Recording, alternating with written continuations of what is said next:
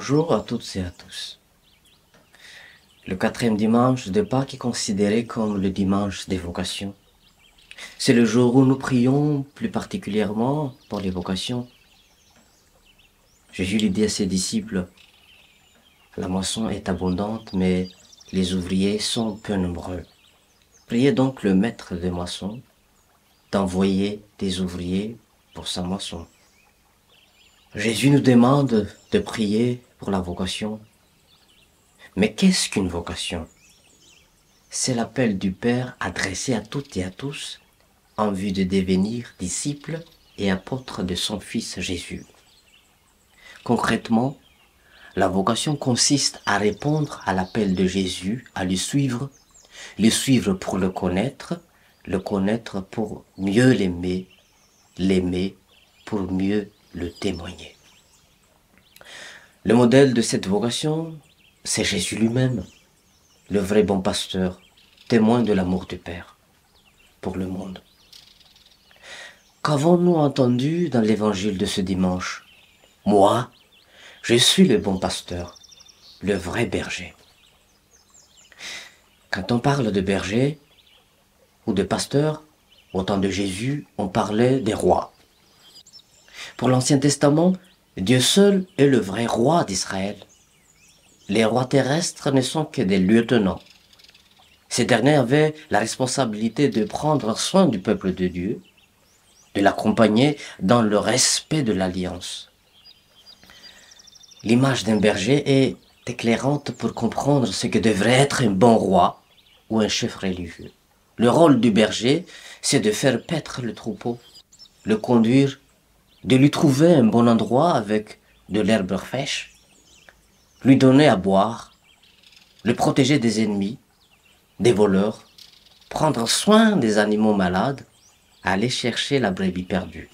Malheureusement, les rois et les chefs religieux ne se comportaient pas souvent ainsi.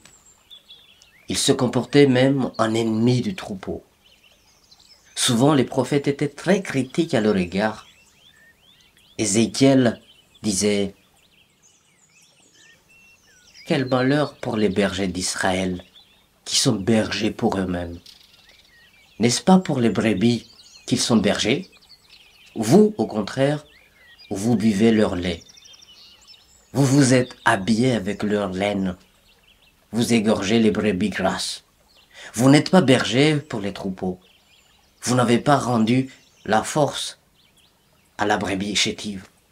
Soignez celle qui était malade. Pensez celle qui était blessée. Vous n'avez pas ramené la brebis égarée. Cherchez celle qui était perdue. Mais vous les avez gouvernées avec violence et dureté. Elles se sont dispersées, faute de bergers, pour devenir la proie de toutes les bêtes sauvages. C'est en voyant ce que faisaient les rois que Dieu dit « Voici que moi-même, je m'occuperai de mes brebis, et je veillerai sur elles. » Dieu est le seul propriétaire de son troupeau. Il en est le seul vrai et bon berger. Dans ce bon berger, nous y voyons Jésus. Ce qui le caractérise à la différence des mercenaires, c'est qu'il donne sa vie pour ses brebis. Et il le dit bien, il n'y a pas de plus grand amour que de donner sa vie pour ce qu'on aime. Jésus meurt pour protéger ses brebis, pour que les brebis vivent. Je suis venu pour que les brebis aient la vie, et la vie en abondance. Jésus n'est certainement pas celui qui vient rétrécir notre vie. Bien au contraire, il vient pour que nous l'ayons en plénitude. Et Saint Paul le dit aussi, la preuve que Dieu nous aime, c'est que le Christ est mort pour nous alors que nous étions encore pécheurs. Cela dit, avant même toute démarche de conversion, Dieu nous a déjà aimés en son Fils. Et c'est ce que dit Saint Jean dans sa première lettre. Ce n'est pas nous qui avons aimé Dieu, c'est Dieu lui-même qui nous a aimés le premier. Et parce qu'il a donné sa vie par amour, il la reçoit de nouveau. C'est le sens même de la Pâque. Jésus, sur la croix, a aimé jusqu'au bout, jusqu'au pardon de ses ennemis, jusqu'au don de sa vie pour tous. Par sa mort, il est même allé à nos enfers pour nous y arracher et nous offrir la paix, la vraie paix.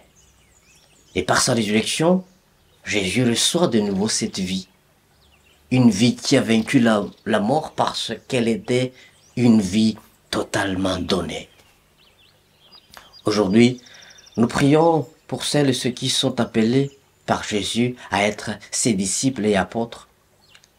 Dans la fin de l'évangile de Jean, quand Jésus renouvelle la vocation de Pierre, ce qu'il lui demande, ce n'est pas d'abord de savoir s'il a une quelconque compétence en leadership ou en animation.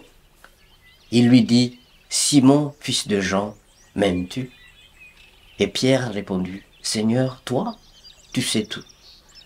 Tu sais bien que je t'aime. » C'est alors que Jésus lui dit, « Sois le berger de mes brebis. » Dans toute vocation, ce qui me semble fondamental, c'est ce lien d'amour avec Jésus. On ne peut pas être apôtre de Jésus sans devenir son disciple d'abord.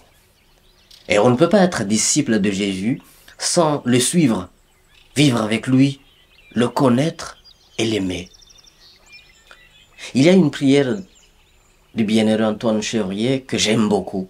« Faites au Christ que je vous connaisse et que je vous aime. » D'abord, c'est l'Esprit Saint qui vient au secours de notre faiblesse, car nous ne savons pas aimer comme il faut. Et c'est avec ce lien d'amour avec Jésus que le sens de notre vie de baptisé devient clair. Et c'est seulement quand on aime vraiment qu'on peut parler et vivre de celui qu'on aime. Thérèse de Lisieux concluait, « La vocation, enfin, je l'ai trouvée. Ma vocation, c'est l'amour. Aimer Dieu dans le service des autres. N'est-ce pas ce qu'a vécu Jésus le bon pasteur ?» Bon dimanche à toutes et à tous.